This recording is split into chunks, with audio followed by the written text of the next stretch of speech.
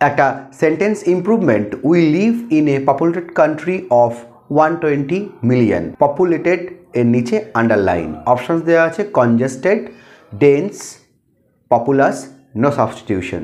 Question দেখে মনে হতে পারে লাইনটা ঠিকই আছে, অর্থাৎ নো সাবস্টিটিউশন, অর্থাৎ পপুলেটেড কান্ট্রি। কিন্তু না, পপুলেটেড কথার অর্থ হচ্ছে বসবাস করা, ইনহ্যাবিট বা ইনহ্যাবিটেড, তাহলে পপুলেটেড কান্ট্রি হবে না।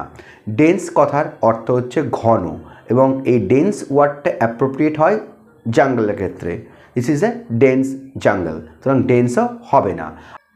কনজেস্টেড কথার অর্থ হচ্ছে টু ক্রাউডেড অ্যান্ড ব্লকড, কোনো একটা ব্লকড সিচুয়েশান যেখান থেকে যাতায়াত করা যায় না বা মুভমেন্ট করা যায় না, তাহলে কনজেস্টেড এটাও হবে না। তাহলে হবে কি পপুলাস।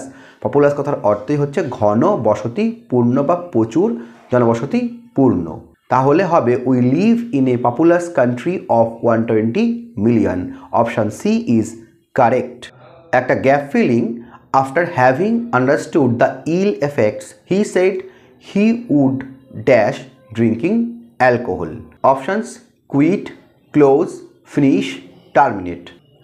ফিনিশ মানে শেষ করা, কোনো কিছু কাজ সম্পন্ন করা বা শেষ করা। ক্লোজ মানে বন্ধ হওয়া।